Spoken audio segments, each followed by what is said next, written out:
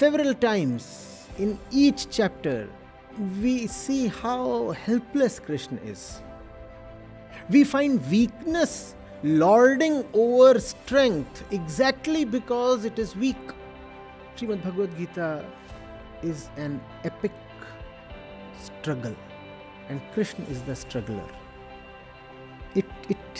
It all tugs at your heartstrings.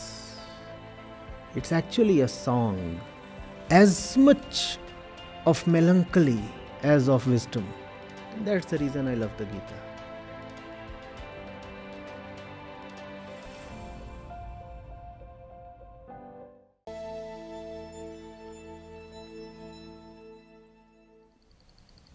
I said to the wanting creature inside me, "What is this river you want to cross?" There are no travelers on the river road, and no road. Do you see anyone moving about on that bank or nesting? There is no river at all, and no boat and no boatman. There is no tow rope either, and no one to pull it. There is no ground, no sky, no time, no bank, no ford. And there is no body and no mind. Do you believe there is some place that will make the soul less thirsty? In that great absence, you will find nothing. Be strong then and enter into your own body. She has questioned this line. Be strong then and enter into your own body. There you have a solid place for your feet. Think about it carefully.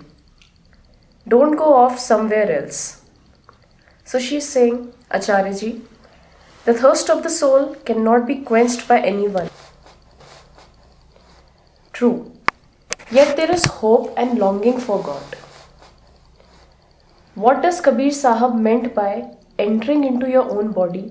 Don't go off somewhere else. Who is thirsty? The bodied one is thirsty.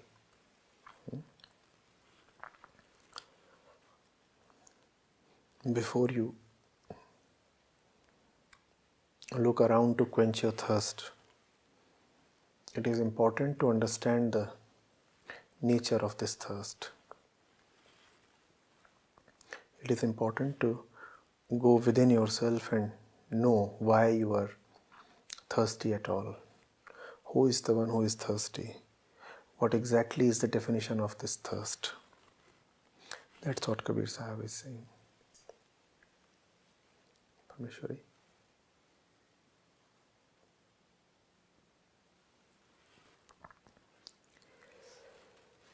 Thirst overwhelms. It simply takes over your mind. One starts panicking.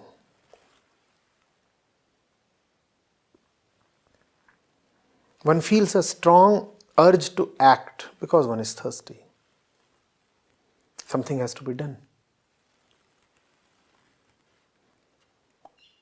And what can one do? One does what one is trained to do, conditioned to do. One starts running where? In the world, towards the world. So something arises within. It's a sensation of insufficiency. It's a sensation of discomfort. It's a sensation of unrest. The sensation implies, come on, do something. Something is not right. So what do? You do what you can do. What can man do? Run around. So man starts running around. That's what comes to man as a nature of his build-up.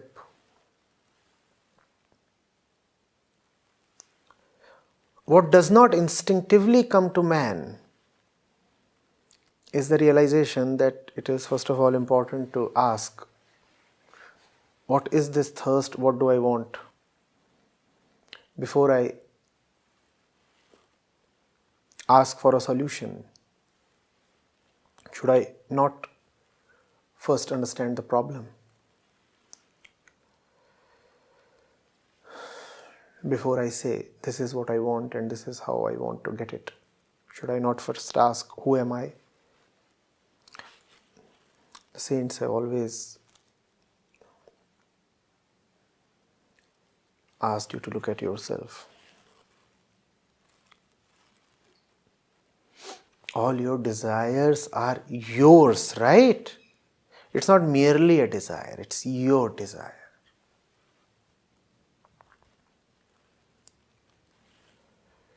Fine. Let's fulfill the desire. But let's at least know what we want. Even when you go to a shopkeeper, you have to tell him what you want. No shopkeeper will tell you what you want. And if a shopkeeper succeeds in telling you what you want, he is surely fooling you.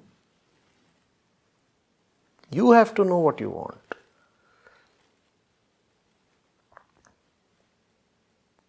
Saints are forever encouraging you to see from where you are making your statements. See what you have written here. Acharya, the thirst of the soul cannot be quenched by anyone, anywhere, at any time. How do you know? How do you know, Parmeshwari?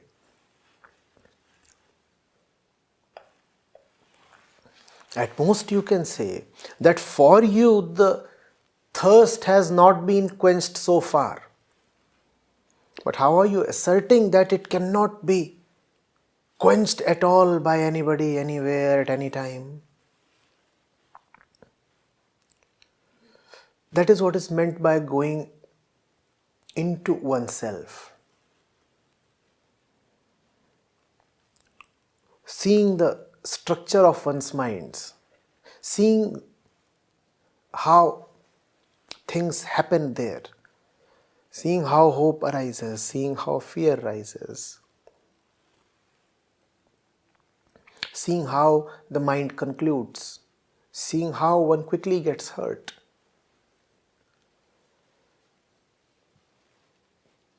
Seeing how demands and insecurities are deeply related. Seeing how that which one very dearly wants is exactly what one must staunchly avoid.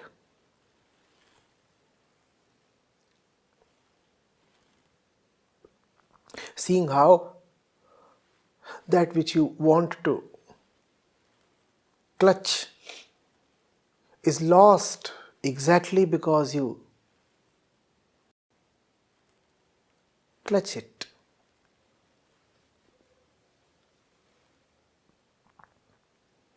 All these things are happening constantly and they are happening with you. Aren't you in a great position to see that these things are happening? Kabir Saheb is saying, go within yourself. Enter into your own body. या घट भीतर सात समुंदर. Ghat is his preferred word for the body.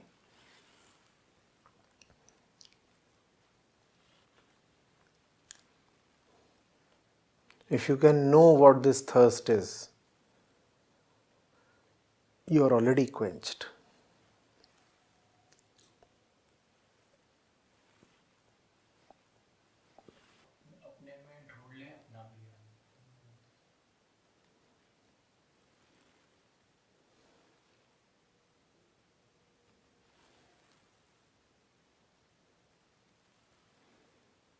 पाछी उड़ा गगन को धड़ रहा परदेस,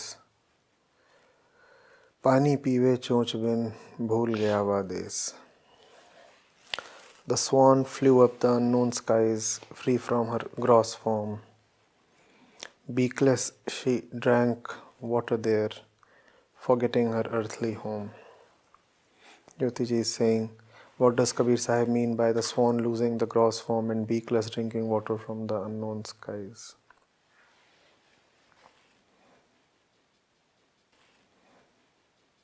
You think you belong to the earth,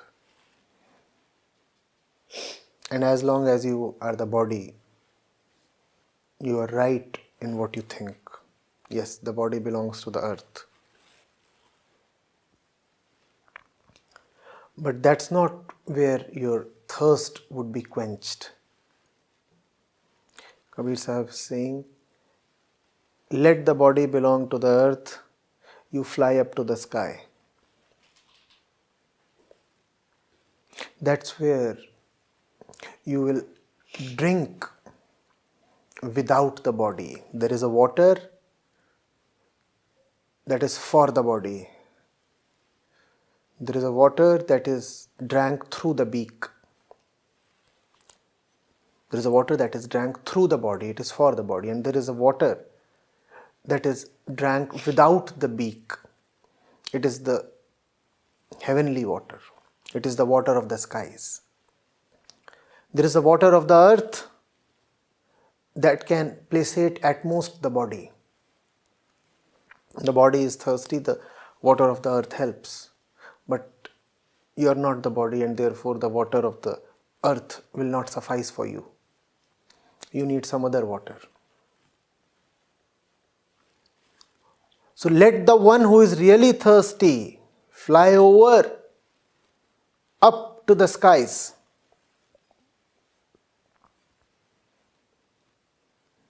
And there he shall be really quenched. Once you are there,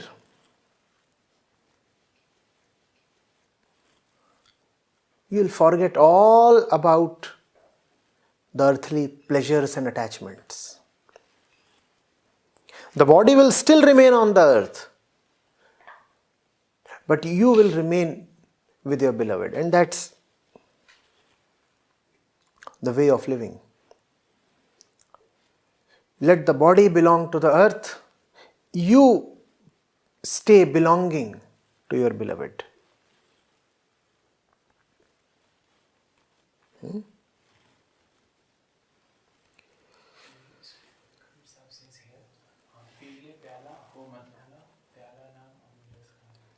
P ले प्याला हो मत वालो.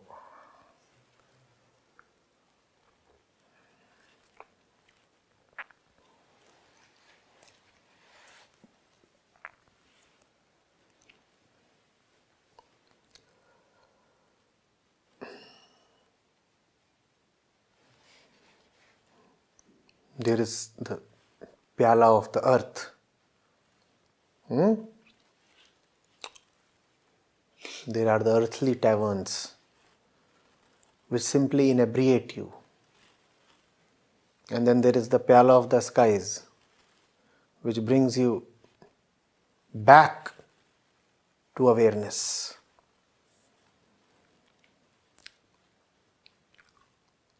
That is what Kabir Saheb is advising you to drink. Drink the heavenly nectar. The earthly juices you have had enough of already. Have they sufficed? Learn at least from your experience. If not from the words of the saints.